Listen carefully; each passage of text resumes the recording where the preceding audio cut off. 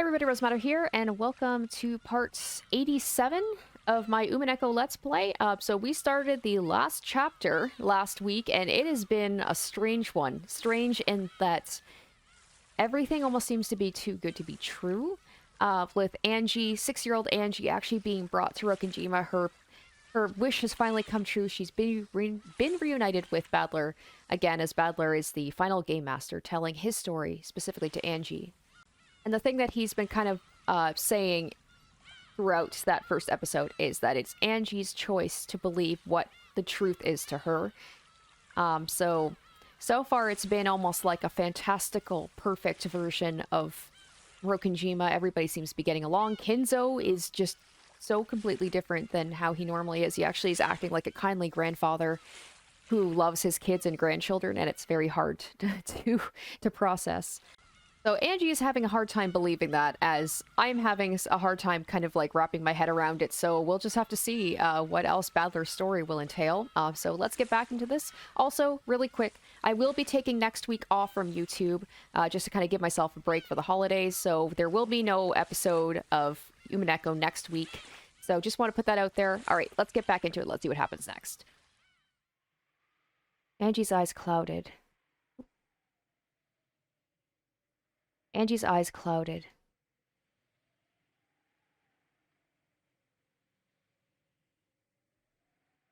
Then a particularly strong gust of wind blew by, sending her hair flying. The wind must have been carrying some dust with it. Angie's nose twitched, and she sneezed loudly. お兄ちゃんなんだいいつまでここにいるのなんかお天気変。ゲストハウスに帰ろうよ。 Angie's eyes weren't cloudy anymore. However, the tone and atmosphere about those eyes seemed somehow different from before. In a manner typical of young girls, Angie signaled she was too bored and wanted to go do something. This Angie was clearly a 6-year-old Angie. そうだね。じゃあ、エンジェはゲストハウスに戻ってるといい。お兄ちゃんはまだここにいるよ。どうしてもうすぐ雨が降ってくるよ。そろそろ来るはずなんだ。だから。No. 俺は待ってるよ。I mean, who else is it going to be but Beatrice, of course, right? If we're going to have this final game, we're going to have the reunion of Badler and Beato. 待ってるって誰え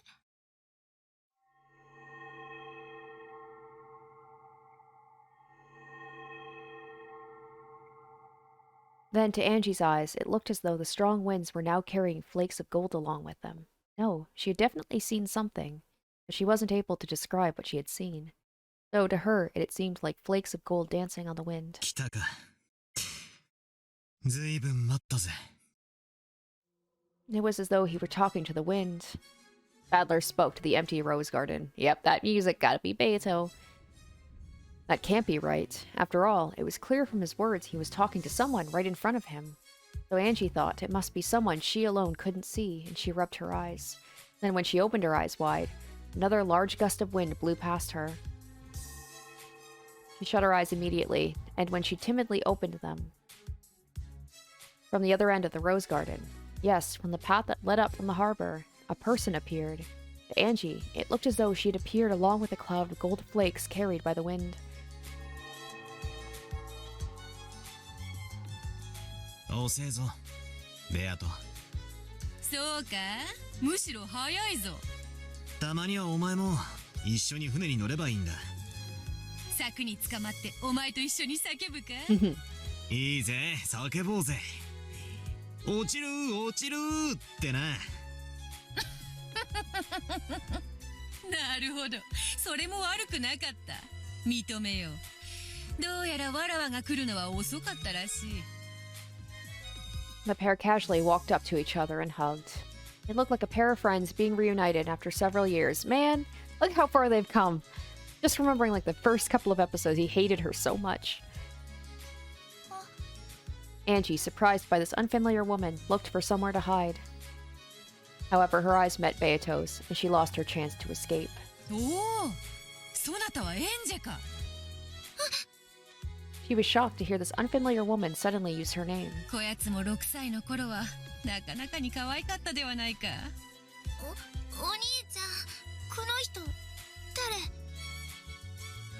お兄ちゃんの友人だ。友人？それはあんまりだろうが。お兄ちゃんの友達？こいつはベアトリーチェ。おじいちゃんから聞いたことないか？後ろ宮家に黄金を授けてくれた黄金の魔女の話を。 Have I heard that before? The Golden Witch. Now I remember. That was the scary witch who would snatch you away off into the forest if you didn't listen to your parents or stayed up too late on Rokujima. 雨の夜、真っ暗な森を窓から眺めてると、魔女と目が合ってさらわれてしまうかもしれないってお母さんに言われた。ということは、わらわは夜更かしの子供を見張るため、寒い雨の中、窓を一つ一つ覗き込まねばならぬというのか。She's like, wow, that's pretty lame for a witch ability. それはあまりに無体。Exactly. 確かにエンジェ、それはお前に夜更かしをさせないための親の作り話だ。彼女はそんなことはしない。よかろう、名乗ろうぞ。わらわは黄金の魔女ベアトリーチェのお孫さんだ。孫？お孫さんとはなんともしまらぬ呼び名であるな。だってそうだろう。じい様に黄金を授けて黄金の魔女と呼ばれたのはお前。I mean, we're just gonna glaze over all the other stuff about that too. 黄金の魔女の孫か。そのキャッチコピー、もう少しマシなものにはならぬのか？この人魔女なの？ああ、そうだよ。今日の親族会議に招かれたお客さんだ。怖い魔女じゃないの？暗い森に私をさらったりしない？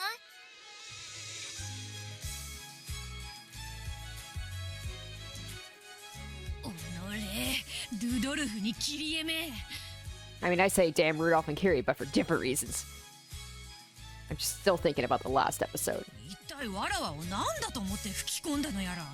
わらわはそんなことはせぬわ。後で厳重に抗議する。プンプン。Poo poo. Is that what I can say? Like, I'll just, if I'm ever pouting, I'll just say poo poo. Or whatever it was she said. She looked like a very emotional person, but she wasn't at all what Angie had expected the creepy golden witch would be like. She was very loud, overreacting to everything. Nothing at all like the witch Maria Oni-chan had talked about, who'd lived for 1,000 years and had various servants from the demon world. She looked like an energetic young woman whom Angie's mom might have been good friends with. Well, we know about Kyrie and apparently her thoughts about other women. Her brother and the witch talked together happily like a pair of close friends. Dogs often don't trust people when meeting them for the first time. However, people say dogs feel more at ease when with a person once they see their owner acting friendly towards them. Surely, something similar to this was taking place in Angie's heart. As this pushy, temperamental woman who called herself a witch chatted happily with Battler, Angie watched her behavior closely. その鍵は？ Beato noticed the gold key hanging from Angie's neck. Angie automatically grasped it defensively. エンジェの大切な鍵だ。 After hearing these vague words, the witch stared blankly for a second, but almost immediately she seemed to understand what he meant. なるほど。そういうことか。すべきことを明確にした方が分かりやすいだろうと思ってな。安心せよエンジェ。そなたの大切な鍵を奪ったりなどせぬぞ。本当に？もちろんであるとも。それはそなたの鍵であり、そなたが決めることである。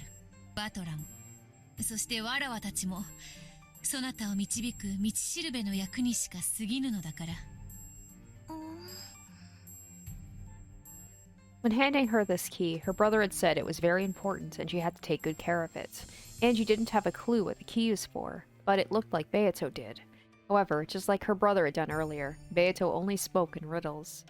This irritated Angie, but for the time being, the Golden Witch had said she didn't intend to steal this key, so Angie calmed down a little. あなたはこの鍵が何に使うものなのか知っているの？もちろんであるとも。だがそれを教えるわけにはいかぬ。どうして？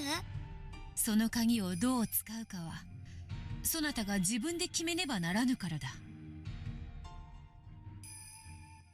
The witch said the same thing as my brother. The pair nodded to each other, but it was all Greek to me. It felt like someone had laid out a riddle that everyone knew but me, and everyone was making fun of me. やがてわかる。無理に考える必要はない。Angie held the key tightly. Even if she didn't understand what it meant, it was her own key, and her big brother had told her to take good care of it. With her youthful suspicion, she was scared that the witch might ask her to hand it over, saying she'd teach her how to use it if she did. Of course, her thoughts showed up clearly on her face. The witch couldn't help but laugh at that honest expression.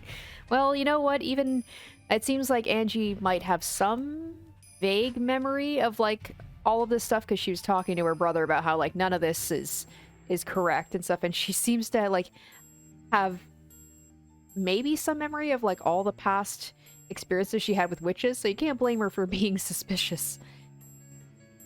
安心せよ。そなたのその鍵は誰にも奪うことはできぬのだ。誰にも奪えない？そういう魔法が込められているとでも理解せよ。とにかく安心するがよい。わらわもバトラも、そして島の誰もそなたから鍵を奪うようなことはせぬ。本当に？ああ、本当だよ。そういう魔法がかかってるんだ。The key was hanging around her neck like an ordinary necklace. Angie could take it off right now if she wanted, and if an adult tried to use force, it seemed like it would be easy for them to take it away. However, both her brother and the witch said it was protected by magic that would stop anyone from stealing it. 魔法なんて本当にあるの？ Even the 6-year-old Angie knew about the word magic. However, she also realized real magic didn't exist, and that certain kinds of magic tricks were sometimes called magic. However, her brother and the witch were talking about magic itself. ああ、魔法は存在する。本当 Man, に？ Balor's come a long way, hasn't he? From denying it so emphatically, and now he's just like... But then I guess it's up to us, to Angie, to decide, like, what is magic in this case? マリアもよくわらわのことを話しているであろう。魔女はいると、魔法は存在すると。そなたによく語ったはずだぞ。That, true, Maria had talked about that many times. When it was part of a game, Angie had believed her, more or less. However, Angie was, in some ways, sharp for her age. And when she heard Maria talking happily about magic, she sometimes thought such a thing couldn't really exist. なら見せて。ん？見せて魔法。じゃなきゃ信じない。おいおい、レアとは島に来たばかりで、まだ屋敷に挨拶にも行ってないんだぞ。Adler spoke as though he were trying to smooth something over. When she heard that, Angie became sure magic didn't exist after all. 魔女なんてそっぱち。エンジェは知ってるもん。おい、よすんだ。ベアトが気を悪くする。よいよい。魔女に会えば誰だって同じことを問うだろう。いつもならばこのような幼子の挑発に付き合いはせぬのだが、バトラの妹であるからな。特別に披露してやってもよい。いいのか？よいよい。では見せよう、エンジェ。うん。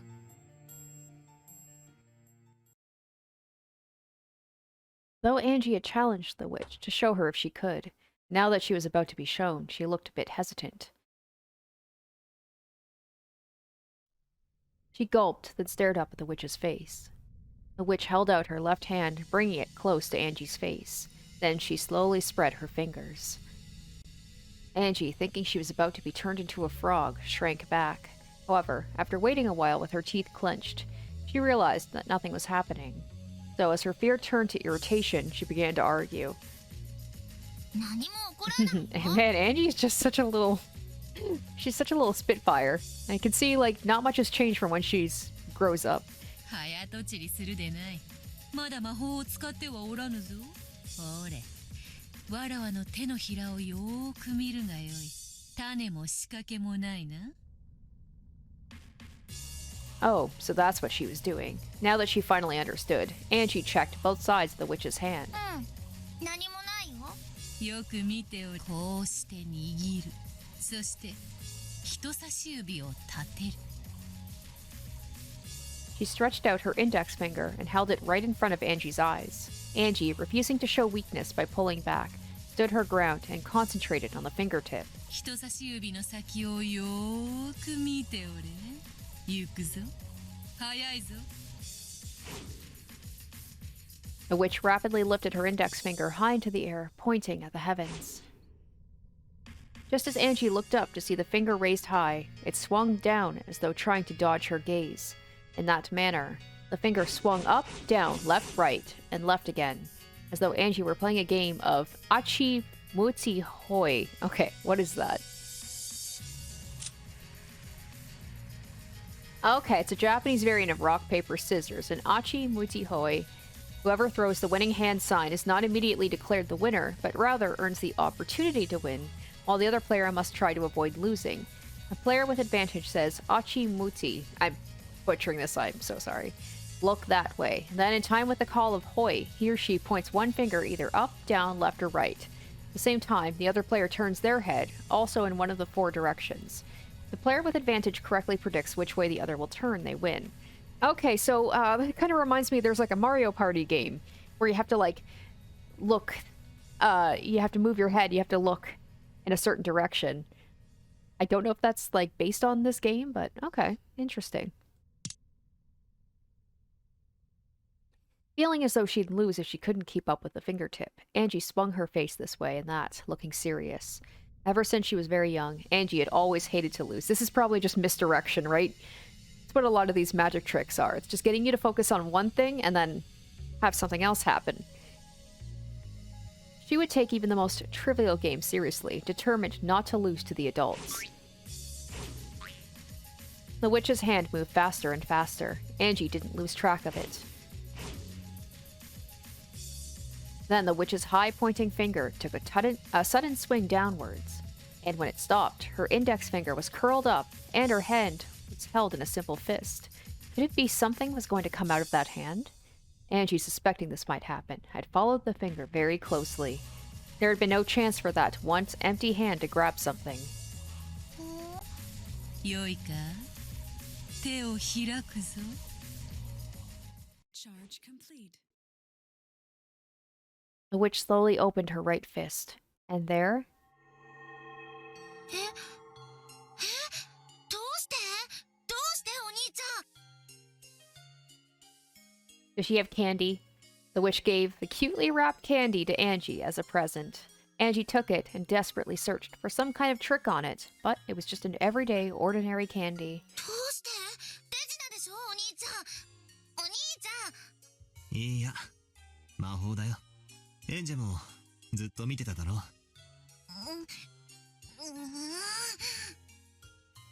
Angie's taking the place of old Battler being like, no, magic doesn't exist. I was watching the whole time, so how? She didn't like it, but she was unable to see how that could have been anything other than magic. As the little sister furrowed her brow and bit her lower lip, her brother gently told her once more that it was magic. そろそろ屋敷へ挨拶に行く。バトラも付き合うがよい。わらは一人では窒息してしまうわ。そうか。じゃあ、お供させてもらうかな。エンジェはどうする？ゲストハウスに戻ってるか？お兄ちゃんと一緒がいい She still couldn't accept it, but maybe, just maybe. She still looked grumpy, but it looked like she was becoming at least slightly interested in this witch. さあ、では行こうではないか。黄金の魔女の帰還であるぞ。黄金の魔女の孫の帰還だけどな。そのキャッチコピー、もう少しなんとかならぬものか。The big brother and witch really did seem close. Playing off each other like a pair of comedians, they started heading for the mansion. All the while, Angie held on to the corner of her brother's sleeve, trying to make sure he didn't forget about her.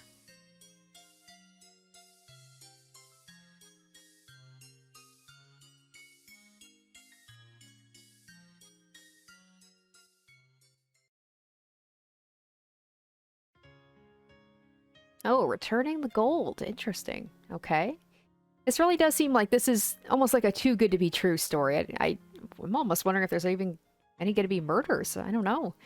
The VIP room was filled with the sweet smell of pumpkin tea and packed with smiles and laughter. それは良い。元気そうで何よりだ。そなたも元気そうで何よりだ。余命いくばくとは肩払いたいわ。そなたに元気を分けてもらってるだけだ。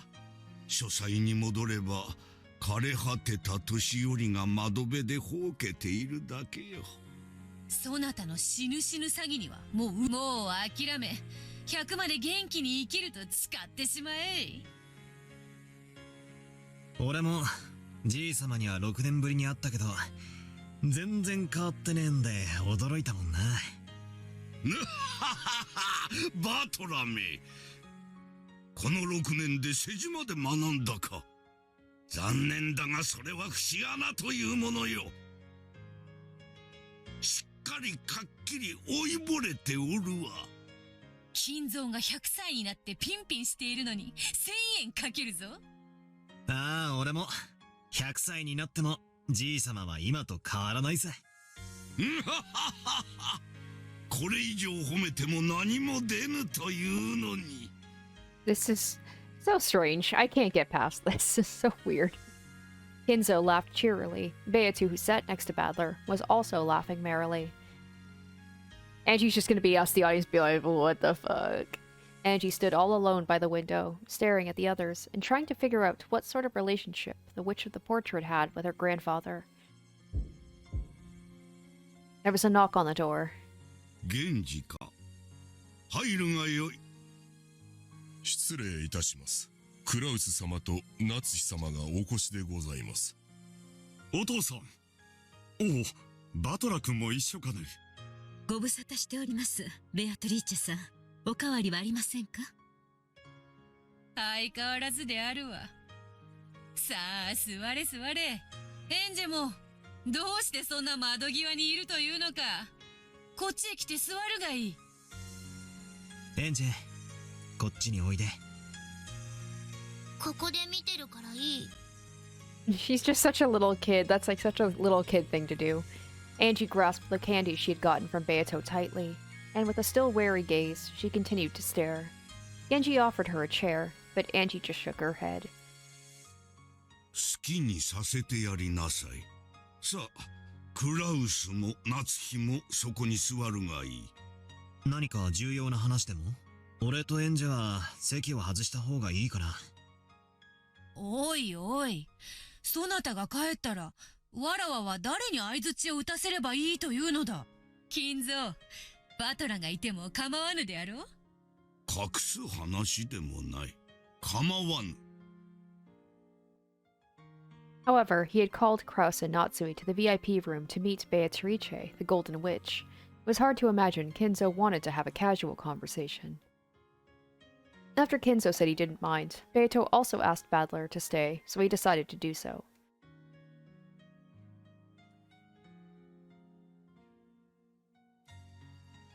In order to avoid getting in the way of their conversation, Badler stood up from the sofa and walked over to Angie's window. When the big brother finally came back to Angie, she clung to his waist as though determined not to let him get away. ああ、なるほど。どうしてわらわがエンジェに嫌われているか。どうしてだ？エンジェは別にお前のことを嫌ってなんかないだろ。これだからバトラは女心がわからぬのだ。Beato smiled at Angie, but the latter turned to look the other way.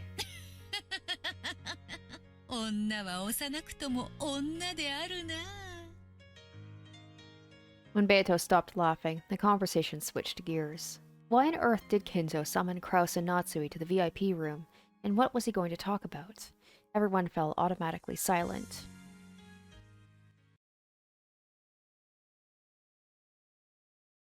Oh,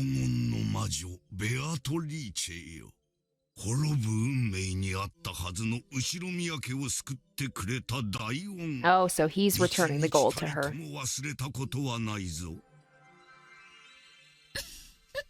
I'm guessing that's what this is going to be. 感謝せい感謝せい。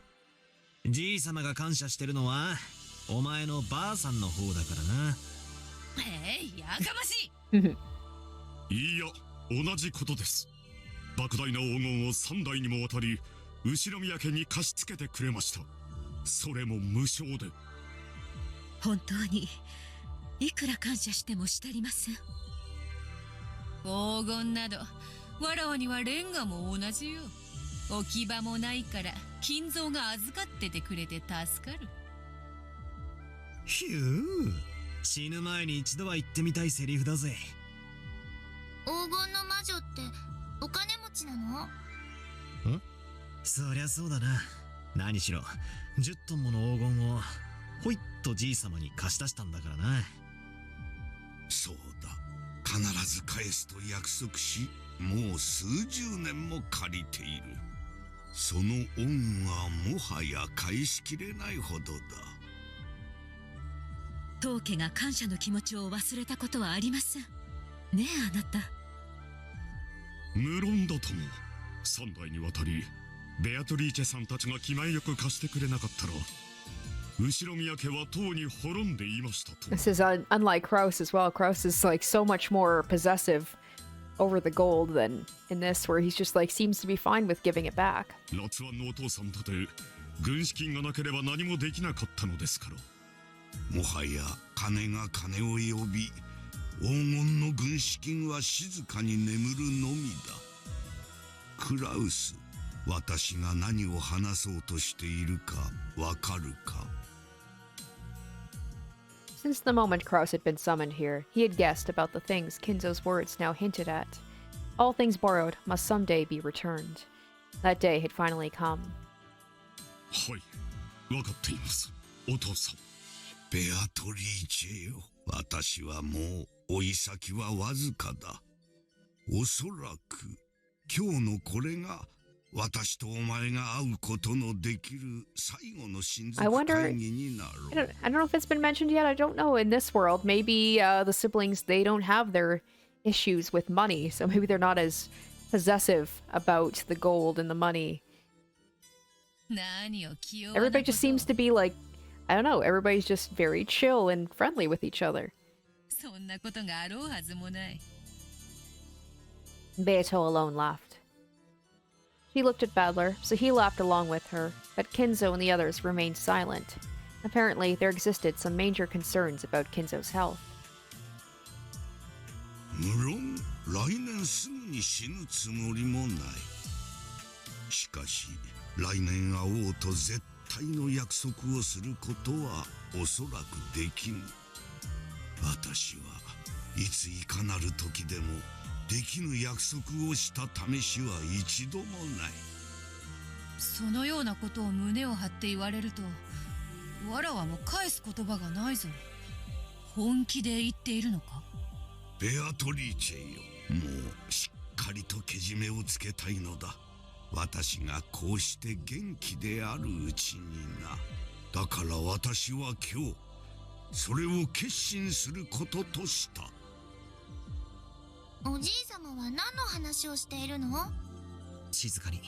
じいさまは今からとても大事な話をする。By now, even Badler understood what Kinzo was about to propose.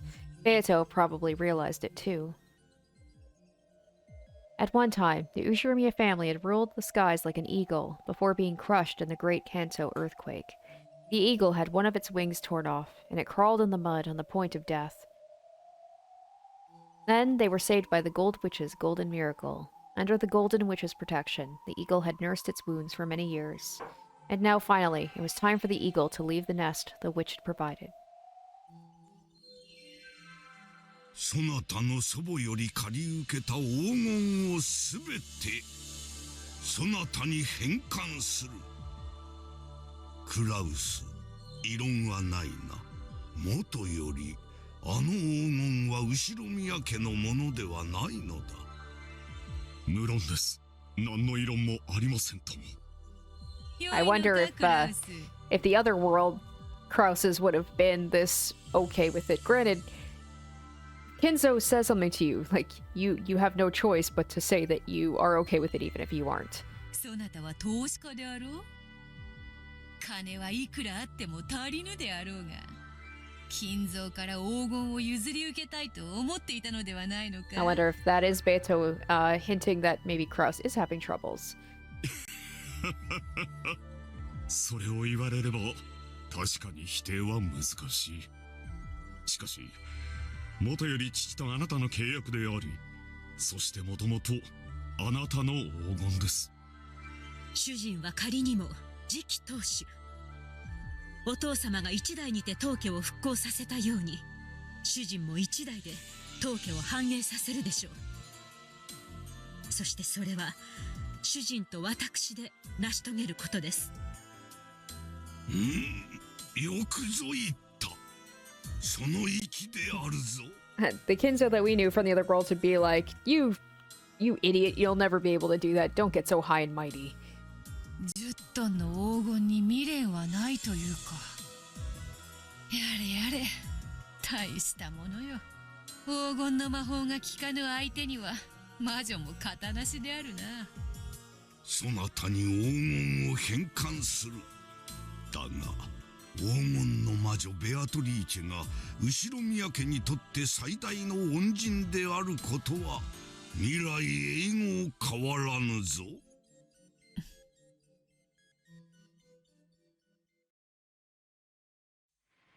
To return the gold once lent by the Golden Witch, it was both simple and clear. However, the expression worn by the Golden Witch herself was slightly lonely. Angie couldn't understand why this was. 返すというものをいらん、やるとも言えぬしな。やれやれ。 Beato rose from her sofa. Then she walked up to the window and looked down at the rose garden waving in the wind.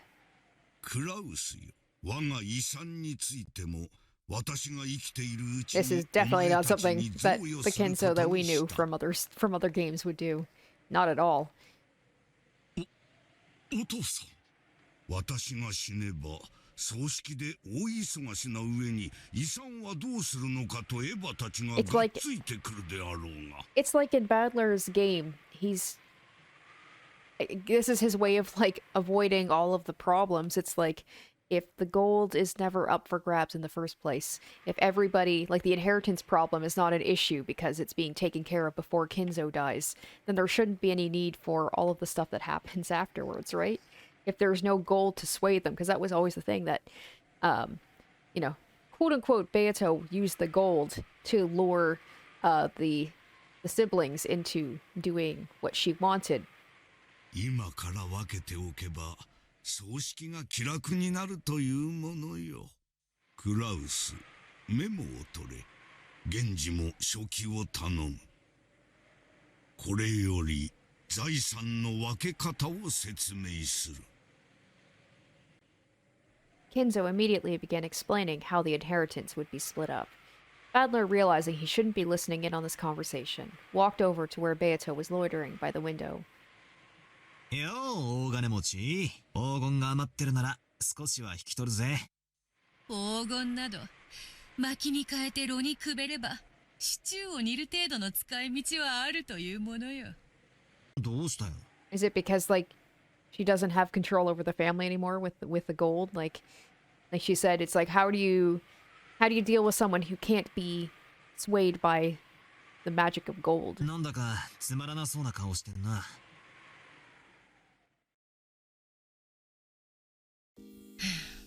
とうとうこの日が来たか。寂しいものよな。そうか。わらわの魔法で後宮家はよみがえり、そして六軒島は生まれた。その後宮家がもうわらわの黄金の力には頼らぬという。わらわの魔法から巣立つということだ。そうだな。 Yeah, no gold, no magic, right?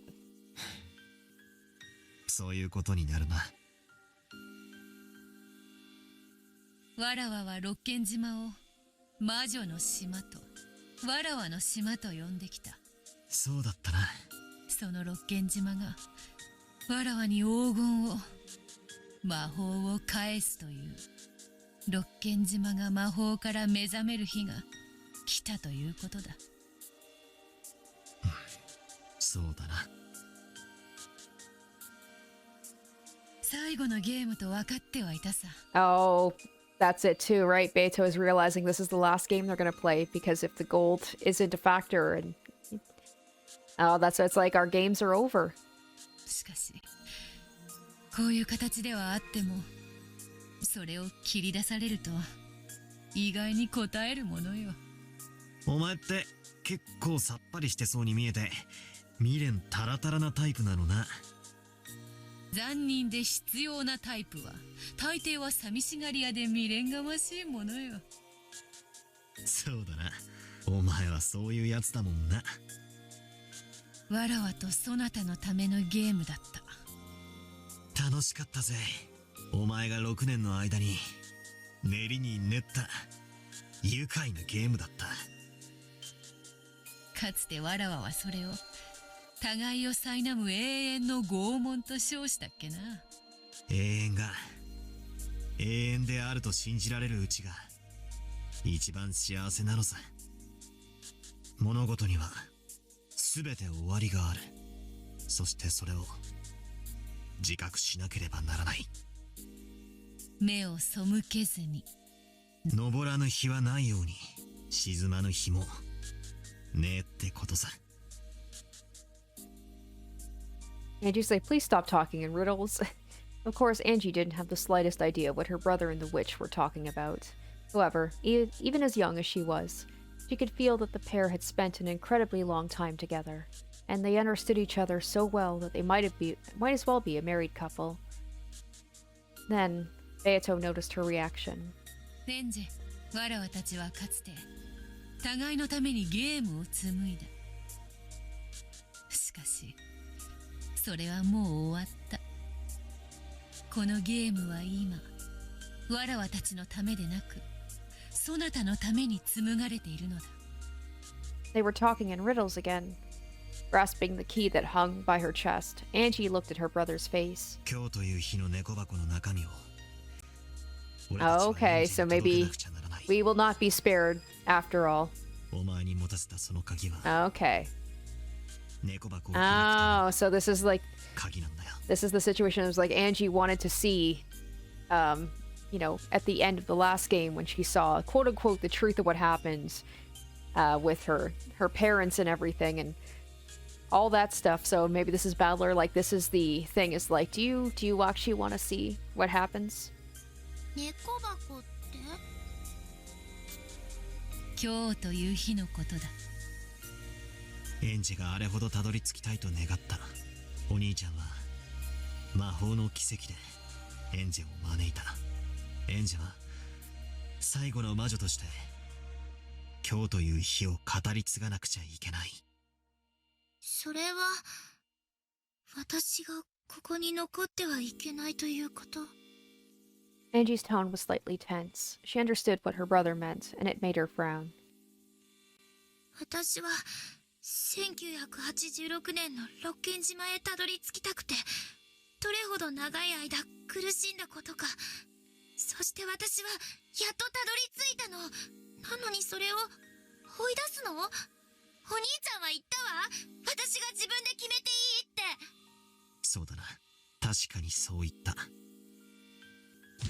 帰らないわよ私。そしてまるで私を甘やかすかのようなこのおかしな作られた物語もやめて。私は今日という日の真実を知りたいの。 And he said that last time and then you couldn't handle it, but I don't believe that that's the whole truth. It's looking at it one way. 12年を経ても遡りても気難しい女であるな。うるさいわね。あんたには聞いてないわよ。それにあんたこそ何よ、そのざまは。黄金の魔女は復活の儀式のためにやってきたんじゃないの？雷鳴と共に島に現れ、これから13人もの人々を生贄に捧げようとしてるんでしょ？そのあんたがなんでこんなにものんびり団らんしてるのよ。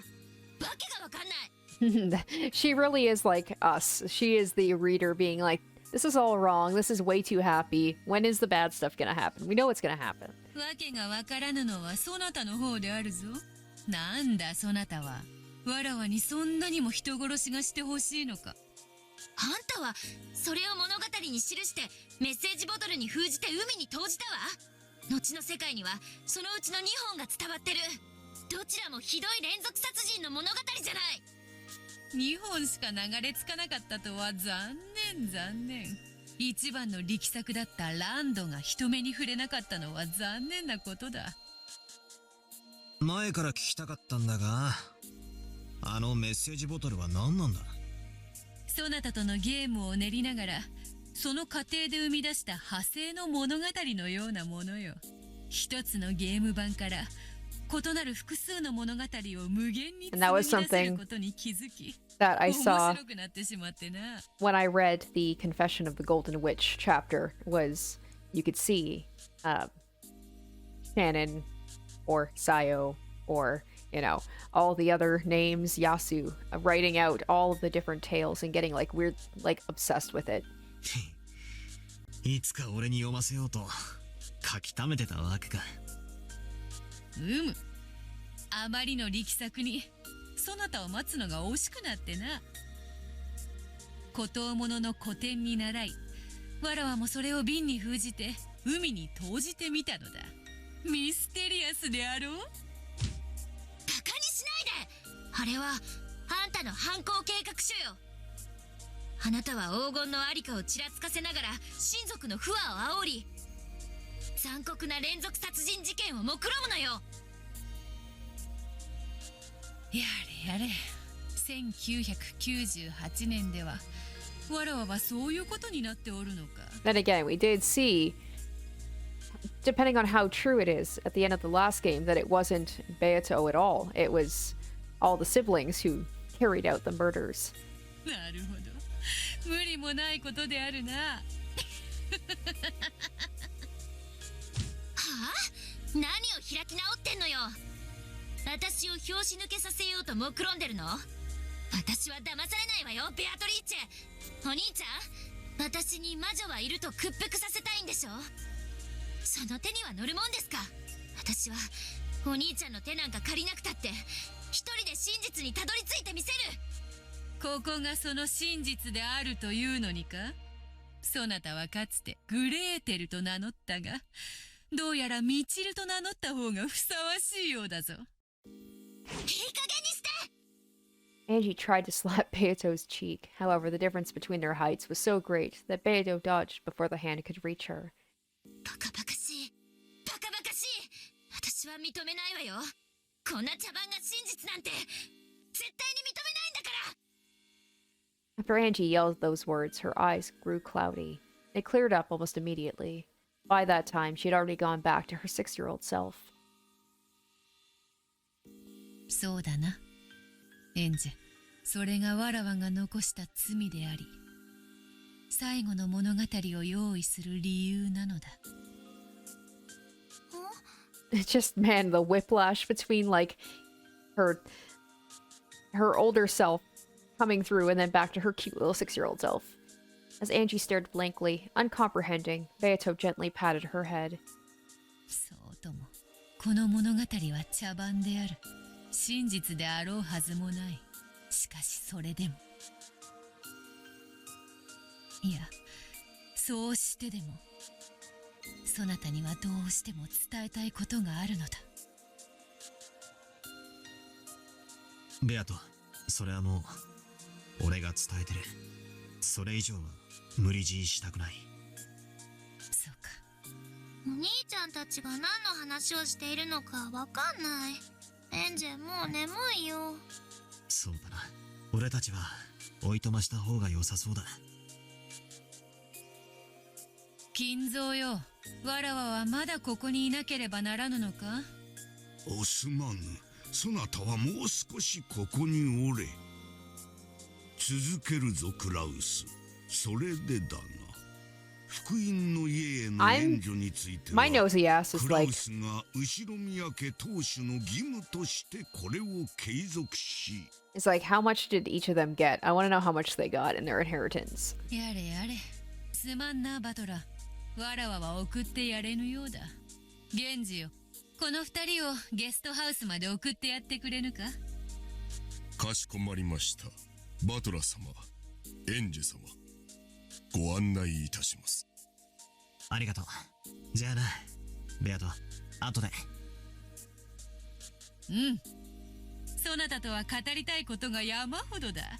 それに、今夜は水入らずで過ごしたいぞ。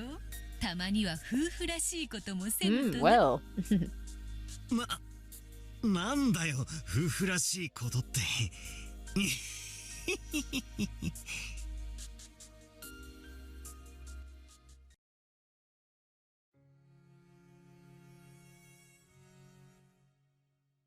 Because Angie had gotten so bored, she had grown very sleepy. It would probably be best for her to take a quick nap. Adler walked through the windy rose garden, pulling her by the hand. When he questioned their guide, Genji, he learned that the old servant had known beforehand of Kinzo's desire to return the gold to Beato, and settle the inheritance problem early. 親方様は人生を終えるという最後の仕事の準備をお始めになったということでございます。自分が死んだ後のことなんて人は普通考えないぜ。やっぱじいさまはスケールが一つ違うぜ。今日は後宮家が黄金の魔女の庇護から飛び立つ新しい飛翔の日なのでございます。確かに。かっこいい言い方だな。Apparently, a grand Halloween party was to be held tonight, and Goda and the others had been ordered to start getting ready for it. Oh, please let there be costumes. I want to see everybody in costumes. That'd be so cool. However, it wouldn't just be a party. You know Beato's gonna show up wearing her dress, right? Like, you gotta. It would be a ceremony to mark the return of Beatrice's gold. At the start of dinner, Grandfather would make the announcement, and the Ushiromiya family would give thanks and applause to the 3 generations of Beatrices for their generosity over the years. Apparently, this is what he had planned. 親父たちにはまだそれは秘密なんすか？一応は秘密にしております。ただ親方様のお考えは唐突に今日思いついたものではありません。もう何年も前から今日という日について考えを重ねられ、時にご兄弟の皆様に相談もされておりました。おそらく今宵の発表に驚かれる方はいないでしょう。うちのクソ親父、どうやら会社のことで金の Okay, so they are still 大変 having そうだし、 problems. じいさまからのちょいと早い遺産のプレゼントに舞い上がっちまうかな。むしろ大きな責任に奮い立たれるでしょう。ルドルフ様は島を出られ、大成し見事な成功を収められました。しかしそれは親方様の財産によって支えられたものです。I'm just remembering what he said in the last episode, which was the whole thing about, like, taking money from suckers and blah, blah, blah, and then just, like, murder's just basically the next step, and seemingly having no remorse for ruining people's lives by scamming them. それが唐突に遺産をドンと出され、これからはお前の力だけで頑張るのだぞとなるわけか。かえってプレッシャーがあるかもな。ご兄弟の皆様は親方様というあまりに偉大すぎる父親に、偉大すぎる親はただ存在するだけで子には重しになるものなのです。それが今夜本当の意味で一人前になって巣立つってわけだ。親方様は今宵を黄金の返還式とお呼びになるようです。ですが最初は生前葬と呼ぼうと考えておいででした。生前の葬式じゃなんだか落ち込んじまう。新しい出発の日、巣立ちの日って方が確かに後宮家にはぴったりだぜ。お兄ちゃん、眠い？ほら、もうゲストハウスに着くよ。お母さんの部屋へ行くか、それともいとこ部屋に？どこでもいい。晩ご飯まで寝てる。Angie, still holding her brother's hand, crouched down and looked as though she was about to fall asleep. Badler lifted her onto his back and carried her. As she felt the warmth and safety of her brother's back, Angie drifted off into sleep.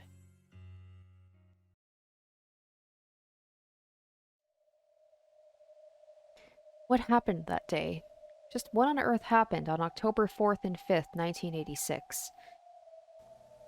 Because of the massive size of the Rokkenjima explosion accident, the time the explosion occurred was known almost exactly down to the minute. The time was the stroke of midnight on October 5th. The sheer improbability of that time proved the explosion was produced by artificial means. Alright, I'm glad we're getting back to this again. Later on, the following statements were collected from individuals who knew Ushiro Miokinzo when he was alive.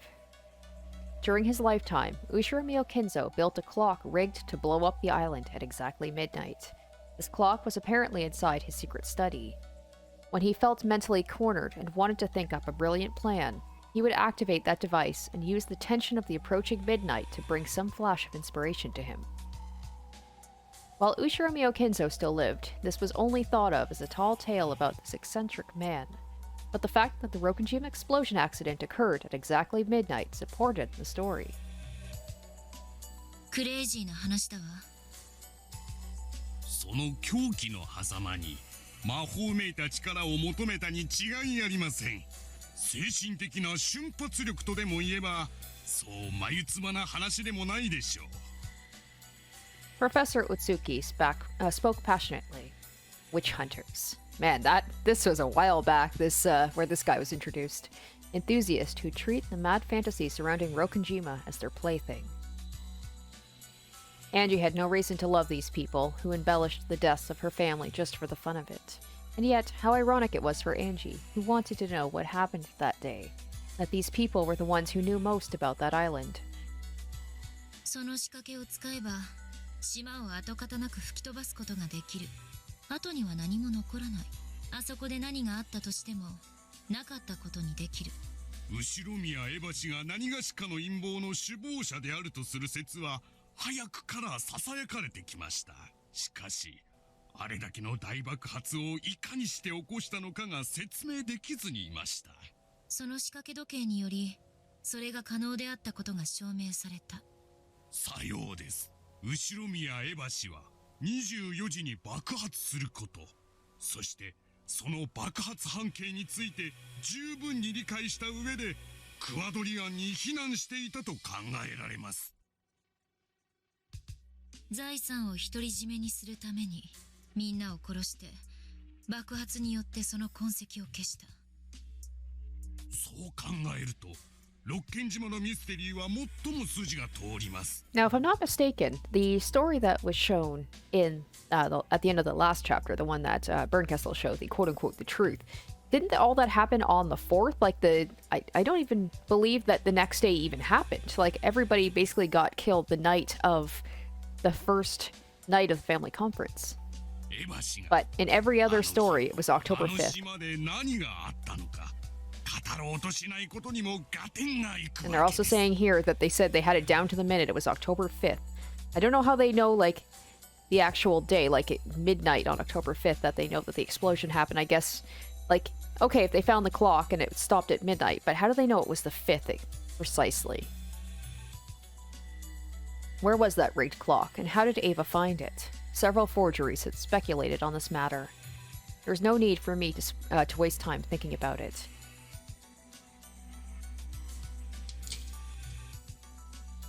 Ava activated the clock device, hid in Kuadorian to escape the blast, and was therefore the only one to survive. That was everything, the answer which eloquently told the whole story. When Ava first adopted me, Our relationship wasn't as bad as it later became. I asked her several times what happened that day. Every single time she answered, it was to say that she didn't remember. And if, like, man, oh man, if what happens, if what they showed with the whole thing about, like, Kyrie and Rudolph being the one to, like, gun down her husband and her son and everybody else, like, Angie's parents were the ones who caused all that, and she was just kind of, you know, fighting in like, self-defense. And then, like, looking at Angie and having resentment, being like, why is she here and not my son? Why am I looking after the daughter of the people who killed my family? But, well, she must have been flustered at the time. The very first time I asked, she answered like this. I can't tell you about it.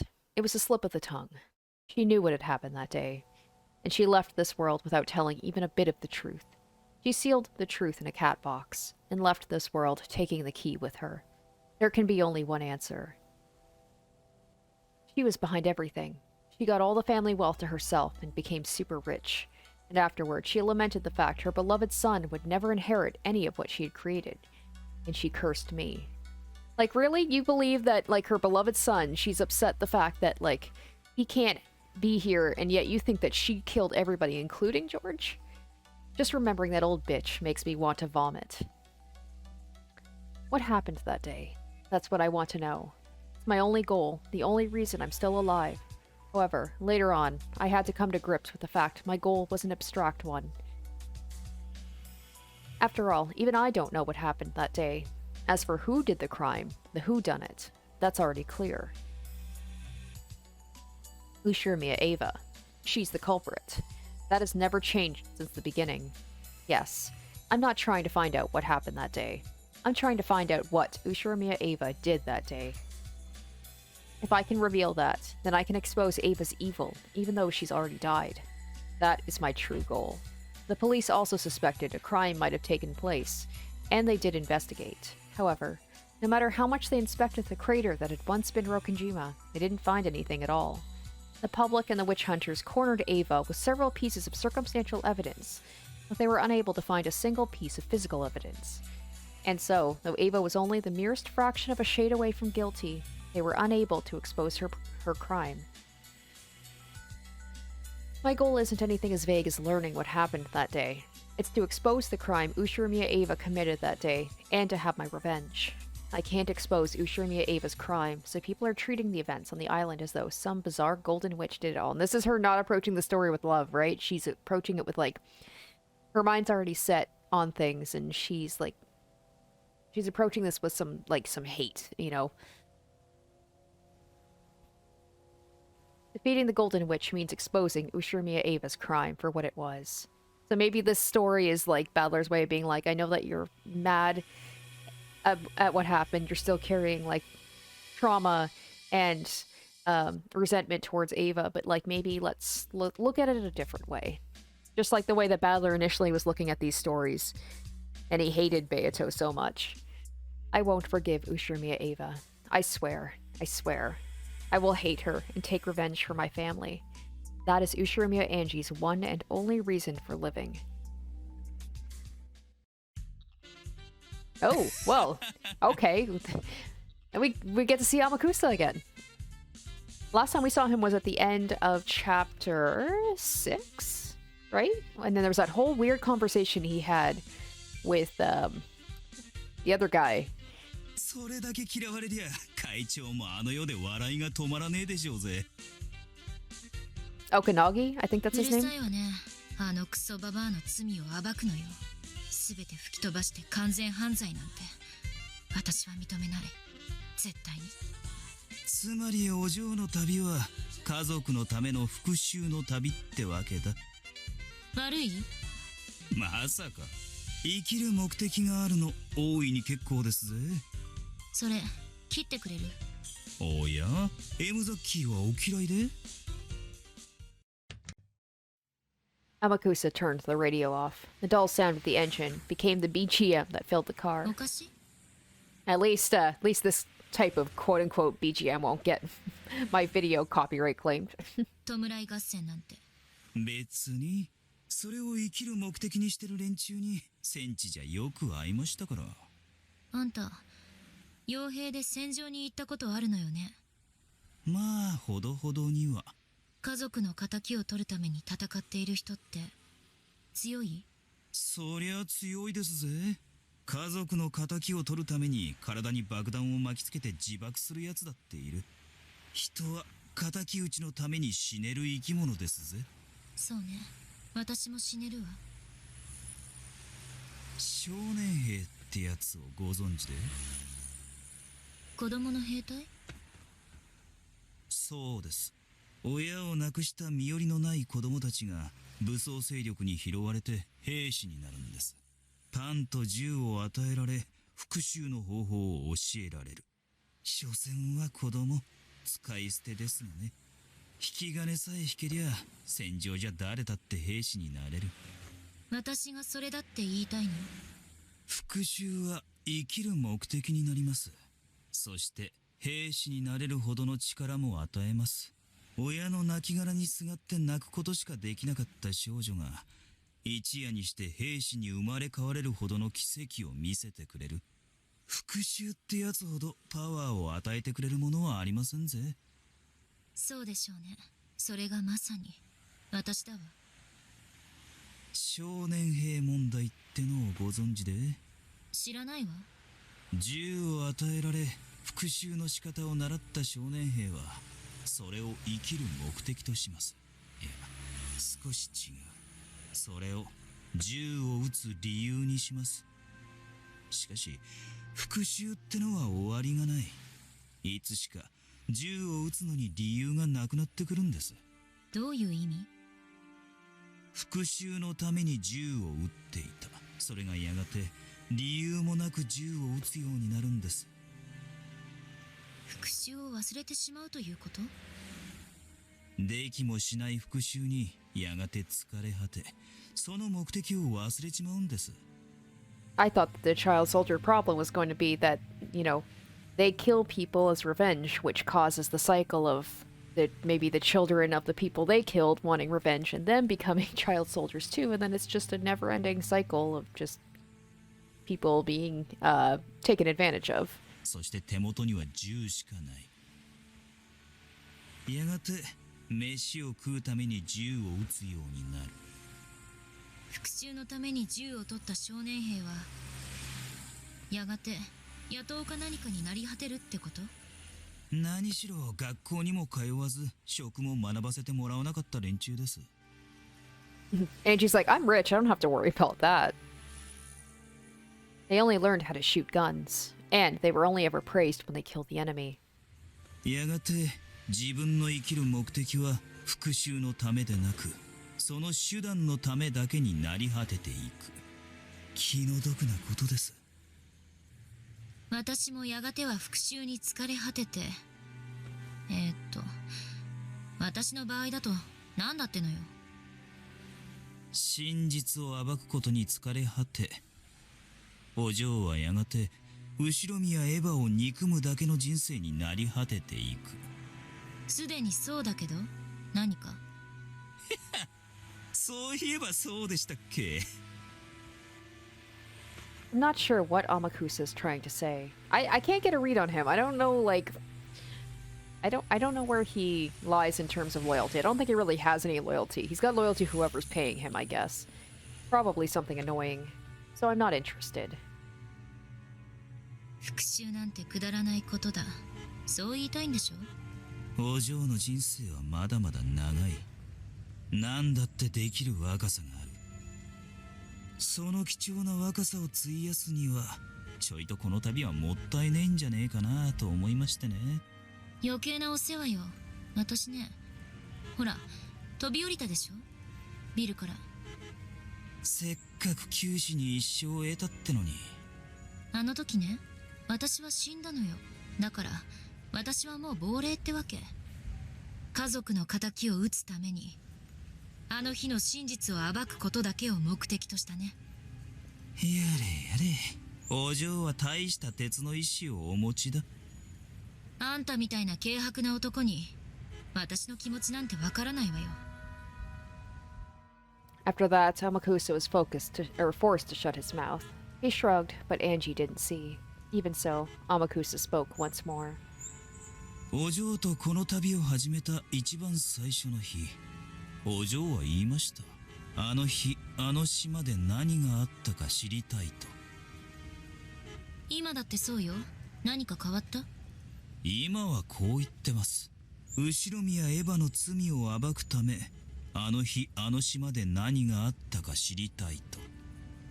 全く同じじゃない。まあそうですが。Well, sort of, but it's like it could be a little bit different. She says she wants to find out the truth, but then she says she wants to find the truth to expose her crime. So it's like she's already got in her head what this truth is. And even if it's not exactly the truth she's seeking, she'll still probably twist it in a way that still makes Ava the culprit because she's like so set in her hatred of her. 私、眠いからもう寝るわ。It's even more heartbreaking when you think, like, if what we were shown was true about Ava, like, not actually, like, yes, she did kill some people. And yes, you could say the first person that she killed, who was that? Was that Natsui? I think she accidentally shot Natsui. Like, how much of an accident, truly, if you're pointing a gun at somebody, can you say that it was an accident? But she wasn't as, like, cold-blooded about it as Curie and Rudolph were. 少し黙っててくれる？着いたら教えて。了解です。I wasn't particularly tired, really. I just said that because I didn't like talking about this. ならないでくださいよ、少年兵には。Angie, who had decided to feign sleep, ignored him, but Amakusa kept talking. He wanted to make sure she heard at least this much. So I said I wasn't sure where his loyalty lied, but he does seem like he does have some sort of, I don't know, like, he wants Angie to be well. お嬢の旅は最初、真実を知る旅でした。それがだんだん復讐の旅になっている。真実を暴くことで復讐する旅だ。しかしお嬢も分かってる通り、六軒島にはもう何も残ってやしません。何の跡形も残ってやしない。真実を暴くことは並大抵のことじゃないかもしれませんね。I know what Amakusa's trying to say. Police searched the scene so thoroughly just after the crime, and even they weren't able to find any physical evidence proving that Ushiromiya Eva was the culprit. And a full 12 years have passed since then. The truth could be discovered by a girl like me, waving wads of cash around to pick up a bit of info from those who were somehow related to the incident. Then someone would have exposed the truth long ago. I might not be able to reach the truth. So, then my first desire, to expose the truth, will probably fade away. After that, only my hatred for Ava will remain, just like the child soldiers who forgot their original purpose and lived just to shoot. I'll forget my original purpose and live just to hate. For all my hate of Ushiromiya Eva, my revenge of exposing the truth will have been foiled. But I will go on hating her anyway, and that will become all there is to my life. Is there any difference between shooting for revenge and shooting to live? When you pull the trigger, someone dies either way. What about my case? Is there any difference between hating Ava as I expose the truth, and hating Ava after I've given up? There's no difference. In the end, whether I find the truth or not, I'll just keep on cursing Ava over and over until I die. What a crappy life. But now, that's all I have left. Ushiromiya Eva stole my family, so I'll take revenge, by exposing her crimes and showing the world. My consciousness was slowly drifting away into sleep.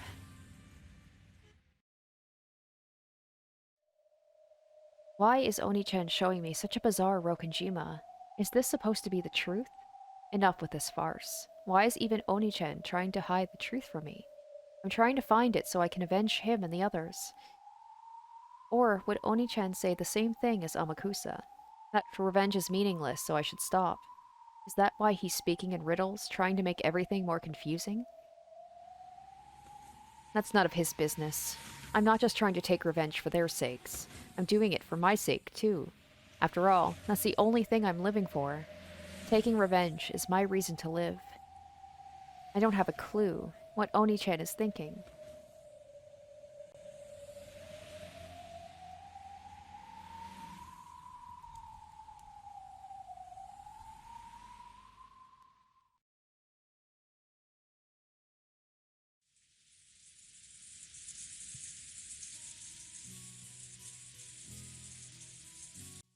Outside, the rain had started to pour down hard. However, inside the cousin's room, it was loud and cheery. It could have been raining spears, and no one would have paid any attention.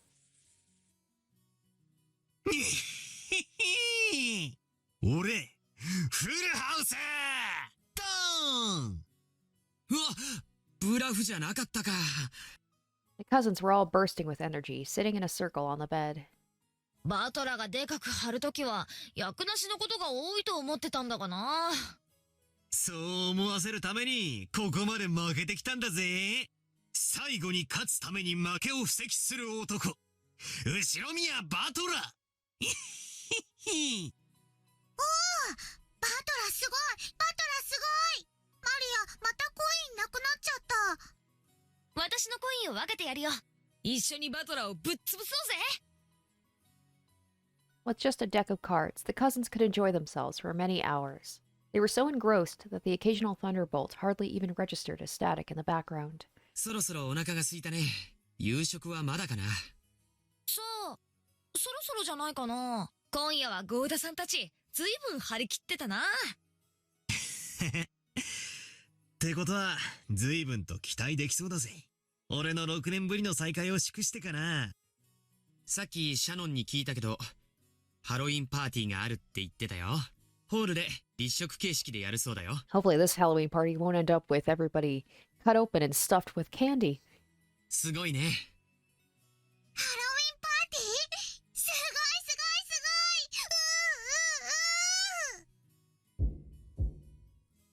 ごい。お、はーい、どちら様？ There was a knock, the door opened, and Angie was there. Angie had been sleeping in her parents' room. おう、エンジェか。起きたか。晩ご飯だからお屋敷行くって。準備しなさいって。ご飯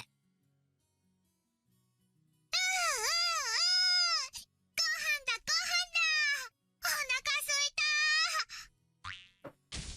た。 Perhaps because she was the hungriest, Maria celebrated more vigorously than anyone else.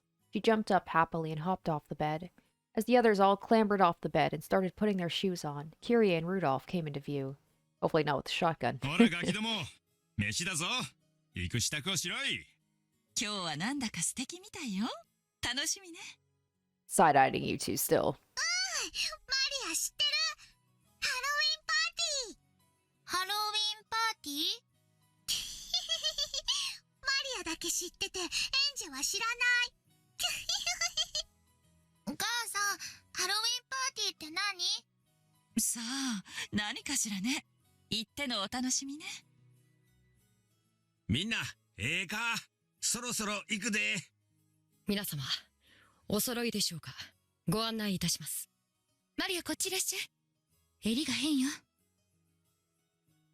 ああ、お腹空いちゃったわ。親族会議の一番の楽しみは食事よね。エンジェちゃんはお腹空いた？ Ava smiled at Angie. 着いた。着きましたでしょ？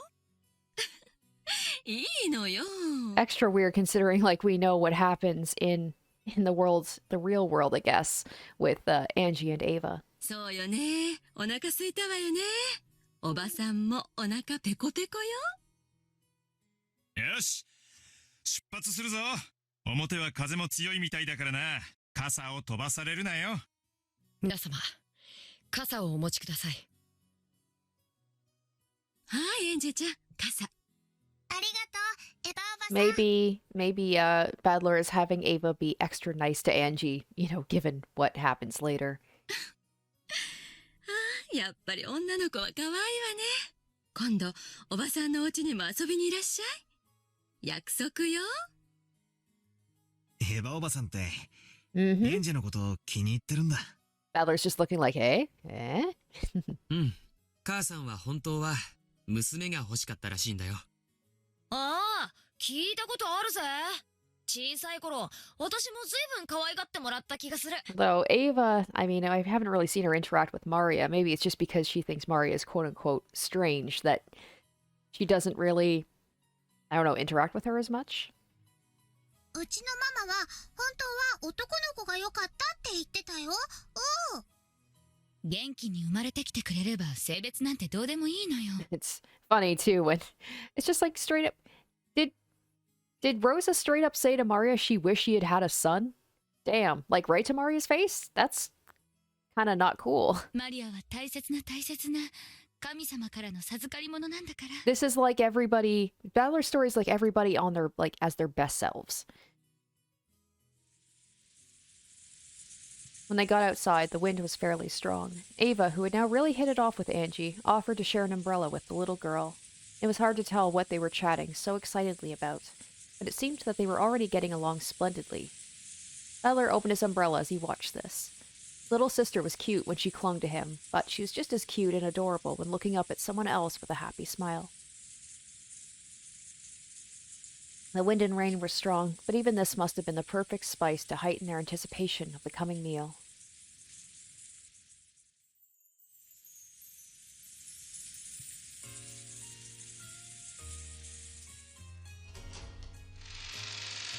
Oh, I like that they actually changed it up. I want Kinzo in like... Oh, that looks very nice. Damn, I'd like to go to this party. If the family conferences look like this, maybe it wouldn't be so stressful for everybody. I want Kinzo in a uniform or a costume, please.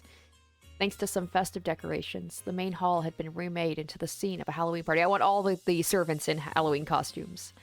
The Ushiromiya family always took meals in the dining hall. Alright guys, in the comments, tell me, if everybody was wearing costumes, which costumes do you think they would wear? Like, to suit their personality? Obviously, Mario would be a witch. But, like, what about everybody else? This was the first time I'd ever seen a buffet-style party set up in the main hall. Yo, Yeah, I knew it. I knew she's gonna be in her dress. Oh, Maria! 久しぶりであるな。ハッピーハロウィーントリックオアトリートお菓子はあるが今はやらぬぞ。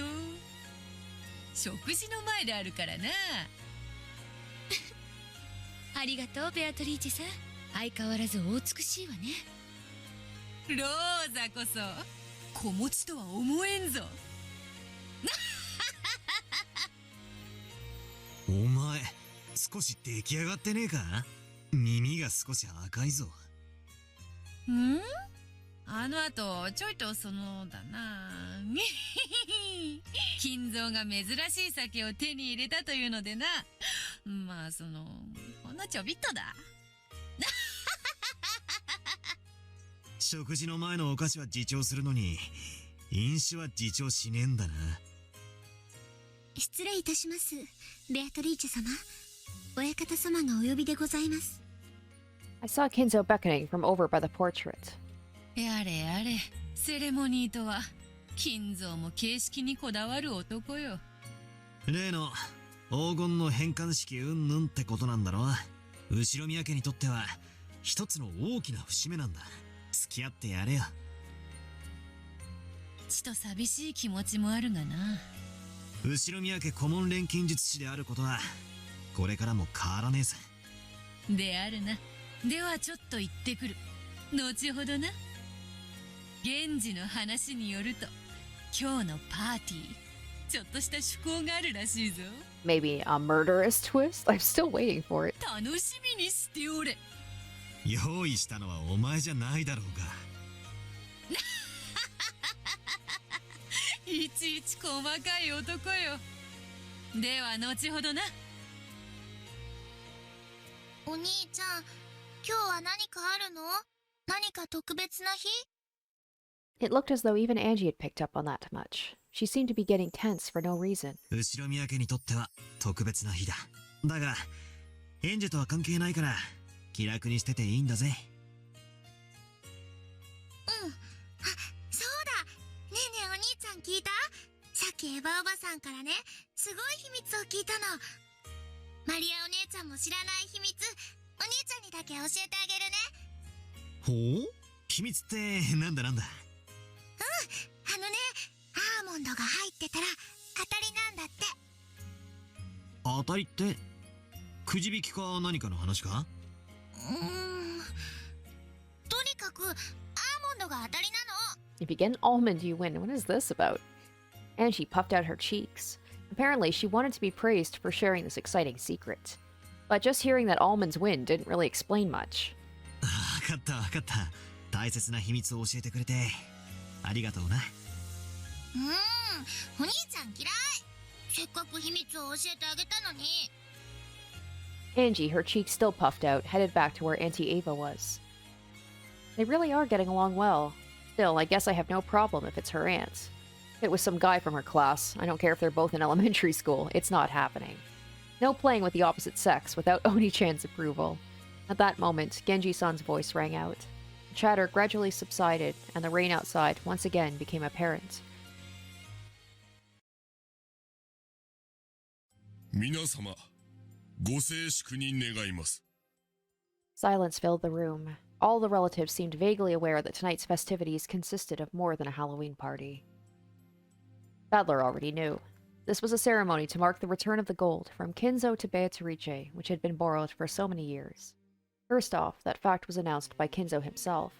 He spoke of how this gold had not only restored the Ushiromiya family, but brought it to a level of wealth that had never before experienced.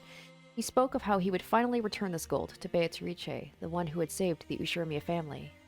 A weighty ingot decorated with a bright red ribbon passed from his hands to hers. 三代にわたる黄金の魔女ベアトリーチェの恩。後ろ宮家は未来永劫忘れることはないであろう。やれやれ、しまう場所もないが特別に引き取ってやろう。ベアトリーチェ様。Despite her status, Beato's remark earned her a surprising warning from Genji. I couldn't help but laugh. 後ろ宮家顧問錬金術師ベアトリーチェである。今宵をもち10トンの黄金の貸し出し契約の終了を受け入れるものである。我が祖母の代より数十年、片翼をもがれたわしは再び飛翔の時を迎えた。わらわはそれを見守り、子々孫々までの未来永劫の繁栄を心より祈るものである。Applause filled the hall. Though she just managed to make such a dignified speech, as soon as it was over, she stuck her tongue out and leered at us. I guess that's about the limit to how long Beato can stay serious. 黄金の魔女ベアトリーチェは名を受け継ぐことで1000年を長らえる魔女である。よって彼女の子々孫々に至るまでその全てがベアトリーチェであり、その全てが当家の顧問錬金術師なのである。後ろ宮家子孫一同はベアトリーチェの恩義を永遠にたたえ、子々孫々に永遠にそれを伝えるのだ。ベアトリーチェは未来永劫後ろ宮家の恩人であり、尊い絆で結ばれた家族なのである。ご承認いただける方々は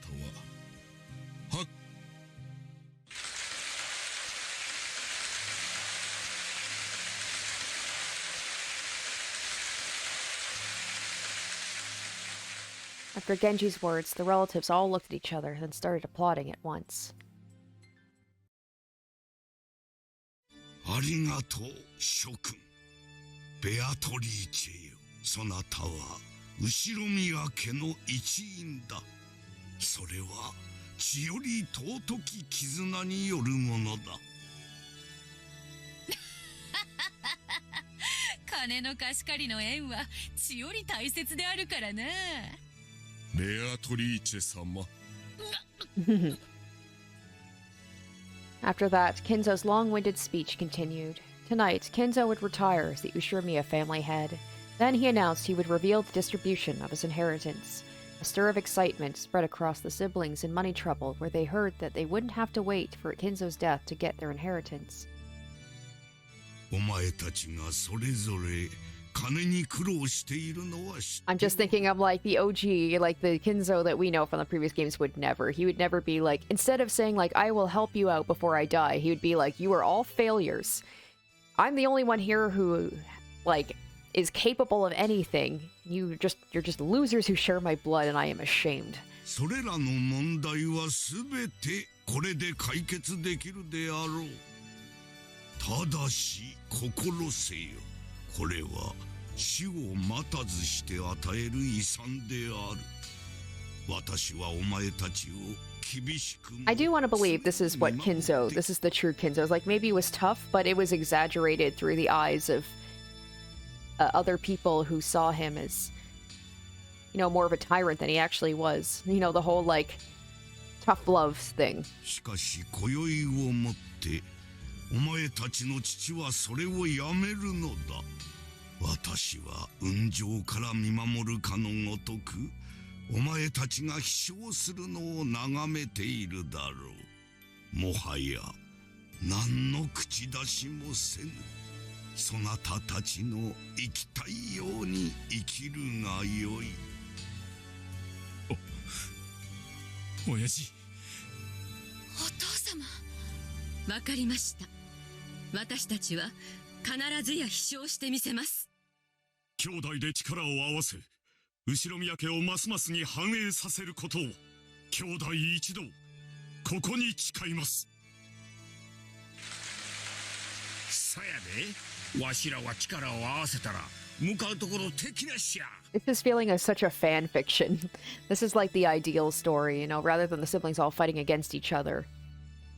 They're going to work together, apparently. Hideyoshi laughed, but Genji admonished him. However, he could understand why they were so happy. So far, the siblings had quarreled ruthlessly over the inheritance. However, this evening, the inheritance had been neatly split apart, and they no longer had any need to scheme for money. This is like Valor's way of being like, if I just give them the money beforehand, no bad things need to happen. In other words, the siblings no longer had any reason to squabble with each other anymore. On the contrary, this was a time for them to join hands and help each other become more prosperous. Eva and Rosa were sniffling with tears in their eyes. And so was Rudolph. Perhaps now, even at their ages, they had finally left the nest. Tonight, the eagles of the Ushiromiya family would leave Rokkenjima, the nest weaved from the witch's magic, and go their separate ways, with their own power and determination. It made Kinzo think, if only I had done this from the start. If he had settled the inheritance problem himself, there would have been no need for his children to quarrel at all.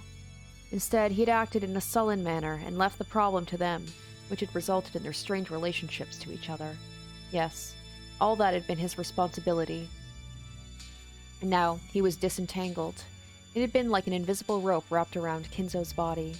That rope had now come loose, and he felt a sense of release he hadn't experienced for many years.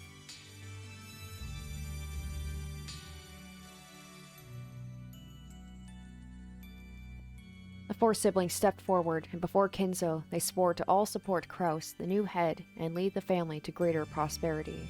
Their faces sparkled with an unexpected youthfulness. It was only natural. After all, the four of them had not been so naturally united since the time they were kids. As the vibrancy of their youth returned to them, the siblings banded together once again. When Kraus finished his announcement, a warm round of applause filled the hall. The cousins, and the servants, too, joined in on the applause that continued on and on. Angie watched this dumbfounded. The four siblings had quarreled with each other constantly since they were kids, supposedly. Supposedly, they had pointlessly locked swords with Kinzo's inheritance as their goal, their worries over money spurring them on. Even the world of truth, the world I acknowledge, has been rewritten by this golden ceremony. Were they actually friendly towards each other, or did they quarrel all the time like I believe? It doesn't matter. Either way, right here, right now, all of those problems have been resolved. I mustn't believe. This is just Oni-chan's farce. Even though I know that fact, when I watched Dad and the others hugging each other with teary smiles on their faces, I couldn't help but feel something warm welling up in my eyes. 信じないわ。これも全部お兄ちゃんの茶番なんでしょ。お前は何を見たら聞いたら信じることができるんだ。赤で赤き真実で言ってくれた So ら。 she remembers the red truth. 赤で言えなければ全ては嘘なのか。信じない。私はこんなの。 Angie looked at the floor and fell silent. As the game master, Battler was able to use the Red Truth. However, that rule only existed on the witch's game board. In the world of humans, Red Truth doesn't exist. People see things, hear things, and when they believe something is worth believing, they accept it as a Red Truth. Unless Angie accepts it, no kind of truth can become truth. Battler wanted her to realize this. There was no point in using the Red Truth, a rule of this game, to force the truth on her. Angie would have to use her own power, her own heart, to accept the truth as truth. The decision was Angie's. No one could force her to decide either way. So there was nothing wrong with Angie declaring this scene to be a farce.